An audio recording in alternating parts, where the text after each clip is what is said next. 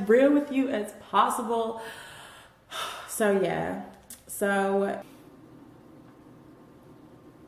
if you need space and time, you need to join NASA, because I don't have space and time. Like, I don't have it.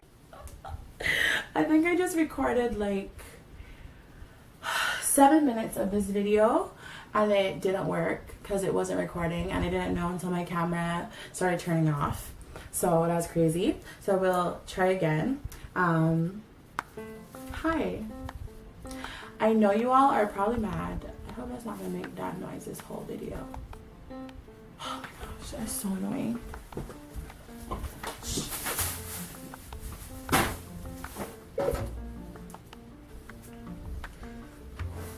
I'm struggling.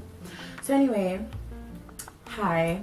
I know I promised you all a video a couple of weeks ago, especially if you are from my blog.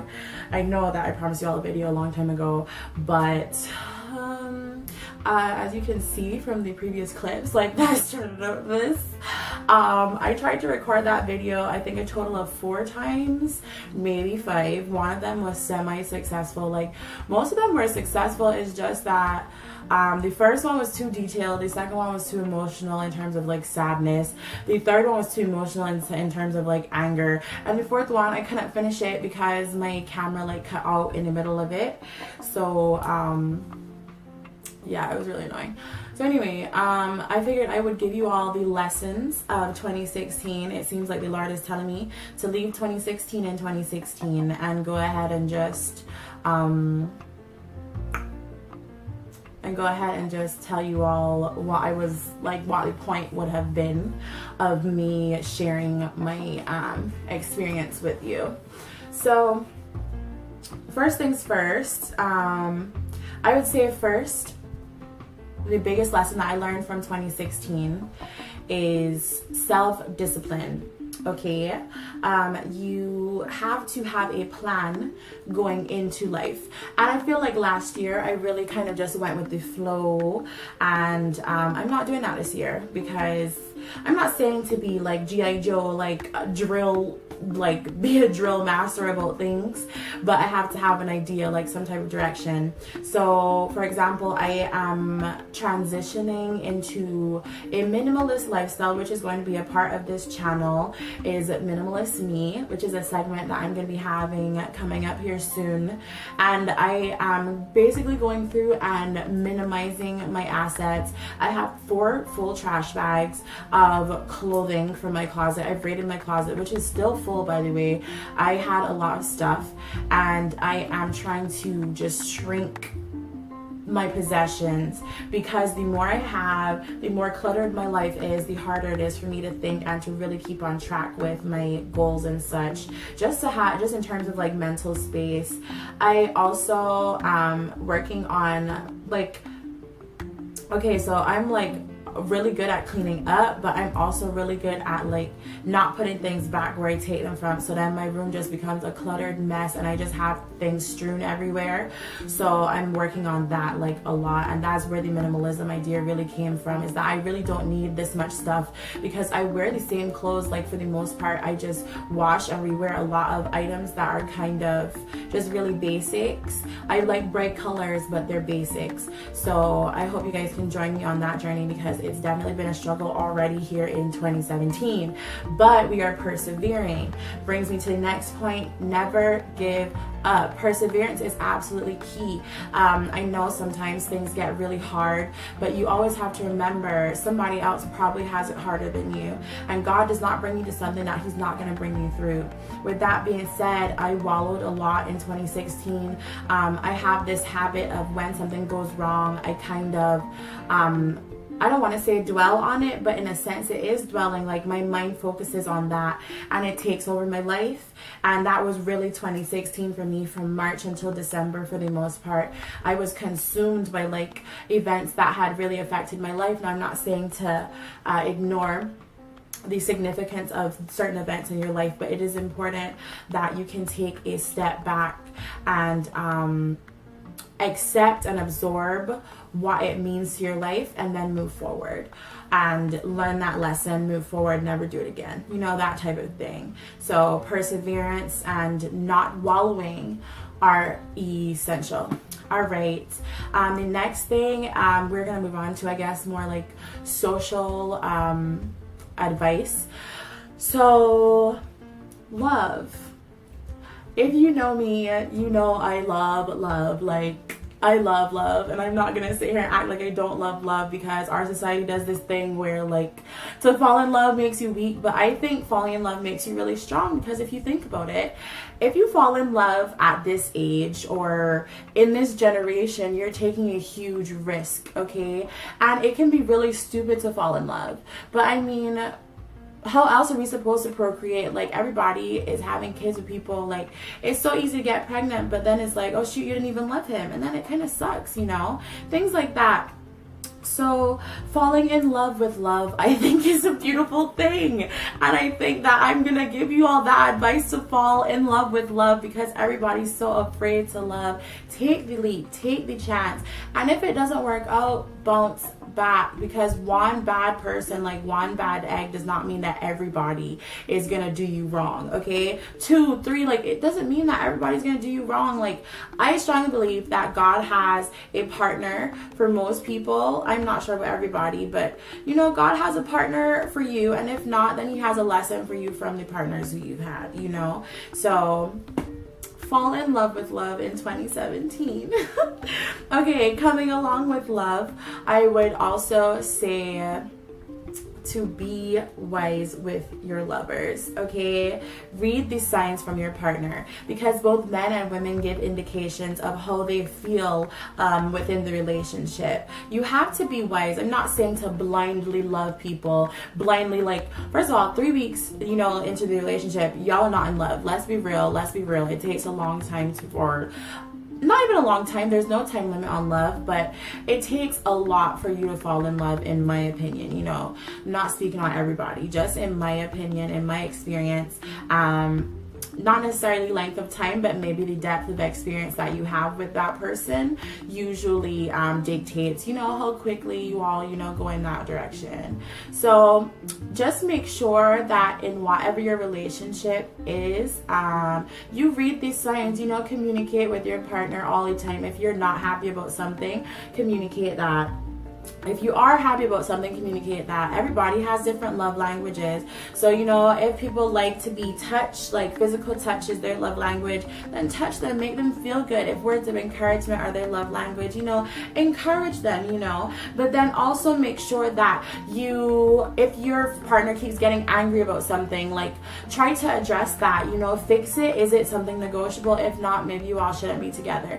Things like that. Like, people are so afraid to communicate because they think they're going to hurt the other person's feelings, when in the end it ends up hurting the person more if you hadn't communicated with them that you were unhappy with for such a long time, if that makes sense, you know. So go ahead and be wise and communicate in your relationships. Now, this next piece of advice is a little bit, how do I say this? It's like a colloquialism, you know, but keep some real ones around you, okay? Surround yourself with real people, all right? Because in 2016, I feel like you all expect me to say, I found some real fake people in my circle. Like, no, that's not what it is. I actually found some really real people in my circle. Like, my circle is not very big. You know, I have my sisters, my line sisters, and then I have, like, people who were my sisters before I even crossed, and then I have, like, my little sisters. I mean, honestly, I feel like at this point, anybody who's in my life who's, like, my best friend, I consider a sister. I'm an only child, so once you're with me, you stuck with me, that type of thing, you know. So through the trials and tribulations that I had throughout 2016, I found some very genuine people who were in my corner. So when you do struggle, take notes on the people who are there for you through your struggles, people who you feel comfortable enough to run to tell how you're feeling. Like, those are the people who rock with you, and then when they get into trouble, you can be there for them too, you know. College is the time where you find your bridesmaids and your groomsmen. Like, this is the time where you find people who are going to be in your life forever. So make sure you value those friendships and keep some real ones around you. All right, in terms of, like, academics and school, like, I mean, that kind of goes back into the the self-discipline advice that I gave you guys earlier. But also, outside of that, enjoy life. Like, if you're in school, enjoy it. Like, enjoy college. I'm a senior now. This is my second semester, senior year. I cannot believe that I am about to embark on this journey called life, pretty much. Like, school is pretty much over for me, and I have to decide what steps I'm taking next. And that, when I tell you, has been such a struggle. Like, I'm really sitting here trying to make decisions. It's actually very difficult. It's very difficult, but it's because of that I have to be careful the types of relationships I have. Like, me having like a significant other, for example, right now is not realistic because I don't have the attention to give them. And if they do come into my life, I do this thing where I just shut out everything else that's like important to life and I focus on them, because that's how I love so hard that they become like my world. And I also find it easier to focus on other people instead of focusing on myself. But anyway, totally got off track. The point is that if you're in college, enjoy your college years. Go to school, work hard during the day. When Friday hits, go ahead and have some recreational time. Hang out with your peoples, I don't know, if you want to go out, whatever it is that you love to do. Do some different stuff. Go to the movies. If you all have like a Sky Zone, like a trampoline park or a House of Boom in your area, go to House of Boom, do something different. Like, where I'm from, we have like this bridge that we like to go to, and we like to walk like at night, except when it's cold, we don't do that. But like, it's beautiful, it's wonderful stuff that you can do. Enjoy it, because when real life hits, it hits. Like, you have to go to work. Like, I have a full-time job right now where I go to work from 8 to 5.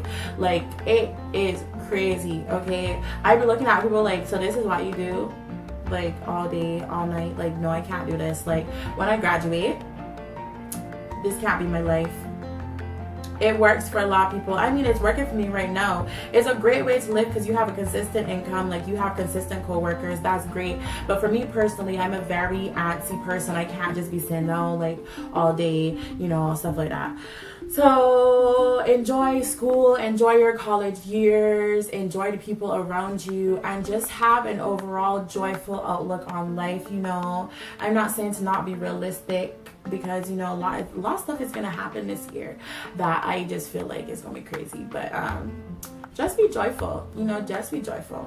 So, okay guys, that's all that I have for this 2017 advice video. Please check back on my channel for Minimalist Me. That's coming up soon as I try to live this minimalist lifestyle of mine. I guess I'm gonna reveal to you all what my room looks like right now, because it's really bad, but it actually is like 5,000 times better than what it was. Woo! But yeah, so stay tuned for that. Also, follow me on Instagram and Twitter at IMROBYN_. I'm Robin. You can also follow me on Snapchat at WOBYN121, and I'll follow you back and we can snap. So yeah. Oh, also, since this is like the revamping of my channel, if you know me in person, like, usually I don't talk like this because how do I say this?